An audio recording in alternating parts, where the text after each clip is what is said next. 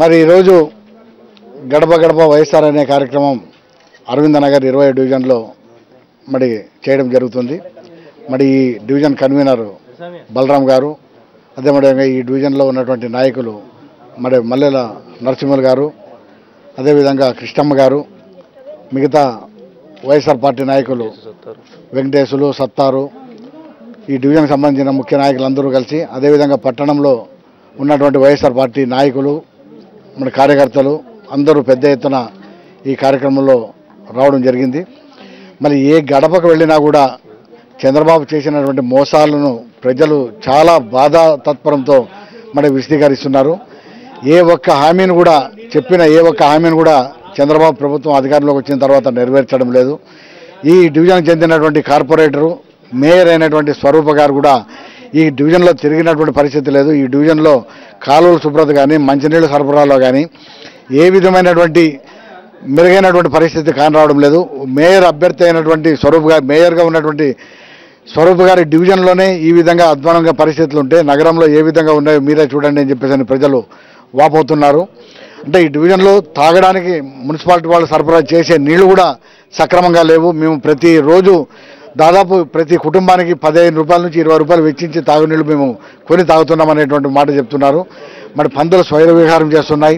మరి ఈ వెనుకబడినటువంటి ఈ కాలనీలోనే ఈ విధంగా పరిస్థితులు ఉంటే నగరంలో నడిబొడ్డున ఉన్నటువంటి మేయర్ డివిజనే ఈ విధంగా ఉంటే నగరం ఏ విధంగా ఉంది అని చెప్పేసి ప్రజలు వాపోతున్నారు. మరి అనేక రకాల సమస్యలతో సతమతమవుతున్న ఈ ప్రజానీకం మేమైతే నమ్మి మోసపోయాం. వాళ్ళు చెప్పిన మాటలు నమ్మాం, మోసపోయినాం. చంద్రబాబు మరి ప్రతి ఒక్కరికి అబద్ధాలు చెప్పి మోసంతో ఓట్లు వేయించుకున్నాడు.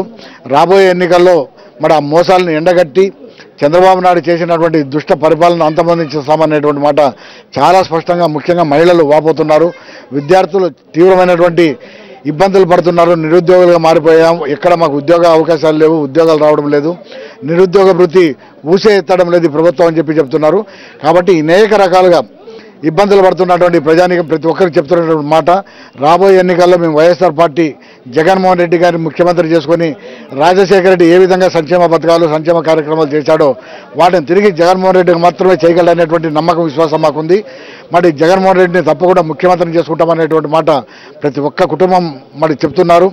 మరి ఇటువంటి పరిస్థితుల్లో చంద్రబాబు ఇంత అద్భుతమైనటువంటి పాలన కొనసాగుతున్నా ఈరోజు మహానాడులో ఏదో గొప్పలు చేశాము, ఈ రాష్ట్రాన్ని అంతా తీవ్రమైనటువంటి అభివృద్ధిలో ముందుకు తీసుకెళ్తున్నామని చెప్పి మహానాడులో మాట్లాడుతుంటే ప్రజలందరూ నవ్వుకుంటున్నారు. ఈరోజు మహానాడులో తెలుగుదేశం పార్టీ నాయకులే నవ్వులు అవుతున్నారు. చంద్రబాబు చెప్పే వ్యాఖ్యలు విని వాళ్లే నవ్విపోతున్నారు. ఈరోజు చంద్రబాబు నాయుడు మాటలు నమ్మే పరిస్థితి ఏ ఒక్కరు కూడా లేరు. తెలుగుదేశం పార్టీ నాయకులే ఆయన మాటలు నమ్మే పరిస్థితులు లేరు. ప్రజలైతే పూర్తిగా మరి మోసపోయాం. చంద్రబాబు అబద్ధాలు చెప్పాడు. ఏదో అనుభవం ఉన్నటువంటి వ్యక్తి ముఖ్యమంత్రి అయితే రాష్ట్రానికి మేలు జరుగుతుంది అనుకున్నాం. కానీ ఇప్పటి వరకు అమరావతిలో రాజధాని నిర్మాణం కానీ చేపట్టడం లేదు. గ్రామాల్లో ఒక ఇటుగా నిర్మించినటువంటి ఇల్లు కట్టే పరిస్థితి కూడా లేనటువంటి పరిస్థితుల్లో మరి తెలుగుదేశం పార్టీ నాయకులు పూర్తిగా అవినీతికి అక్రమాలకి పాల్పడుతున్నారు. దౌర్జన్యాలు, ఇసుక మాఫియా, మట్టి మాఫియా, అనేక రకమైనటువంటి కిడ్నాపులు, భూ కబ్జాలు చేసడమే వారు ప్రధానంగా పనిచేస్తూ మరి లక్షల కోట్ల రూపాయలు ఈరోజు సంపాదించుకోవడానికే మరి ఈ ప్రభుత్వం మరి పనిచేస్తుంది తప్ప ప్రజల యొక్క సమస్యలు, ప్రజా సమస్యలు పట్టించుకున్నటువంటి పాపాన పోలేదు. మరి రాబోయే ఎన్నికల్లో ఈ ప్రభుత్వానికి గట్టిగా బుద్ధి చెప్పి జగన్మోహన్ రెడ్డి గారిని ముఖ్యమంత్రి చేసుకుంటామనేటువంటి మాట చాలా స్పష్టంగా ప్రజలు చెప్తున్నారు.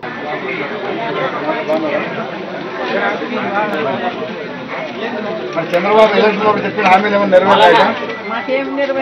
నీకే కాదు అందరికీ, ఎవరికైనా ప్రజలందరికీ